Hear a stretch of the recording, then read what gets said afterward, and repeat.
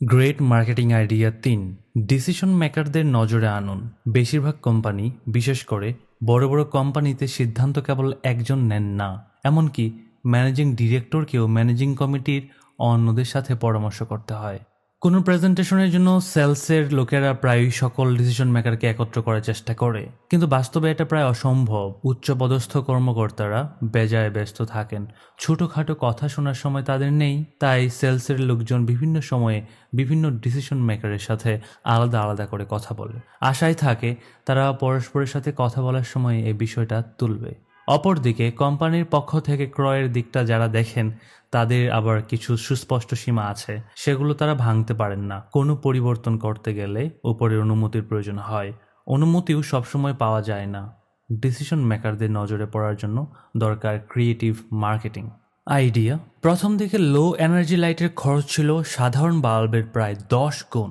যদিও সাধারণ বাল্বের 1/5 শক্তি খরচ হতো নতুন বাল্বে, তবুও বিষয়টা সাশ্রয়ী ছিল না। তবে এনার্জি সেভিং লাইট সাধারণ বাল্বের চেয়ে 50 গুণ বেশি দীর্ঘস্থায়ী। এটাই ছিল বিরাট এক সুবিধা। কিন্তু মার্কেটাররা এই ব্যাপারটা মানুষকে বোঝাতে গিয়ে হিমশিম খেত।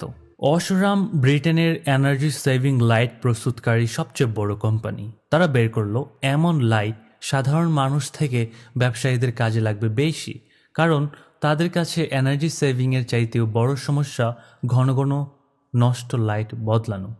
নিয়মিত অফিস বা কারখানার বাল্ব পাল্টানোর জন্যই আলাদা আলাদা লোক নিয়োগ দিতে হয়।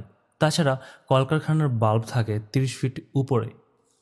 সব মিলিয়ে ব্যাপারটা বেশ ঝামেলার ও ব্যয়বহুল। অসরামের সেলসের লোকজন বিভিন্ন প্রতিষ্ঠানের মেইনটেন্যান্স ম্যানেজারদের ব্যাপারটা বুঝালো।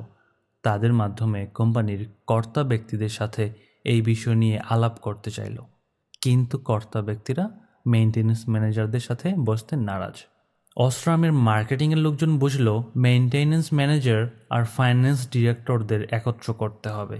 তারা সকল ফাইন্যান্স ডিরেক্টরের কাছে ছোট একটা ক্যাশ বক্স পাঠালো। সাথে ছিল একটা চিঠি।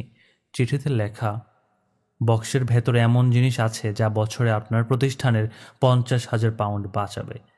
বক্সের চাবি আছে মেইনটেন্যান্স ম্যানেজারের কাছে। ওদিকে বক্সের চাবি আগেই পৌঁছে গিয়েছে মেইনটেন্যান্স ম্যানেজারদের কাছে।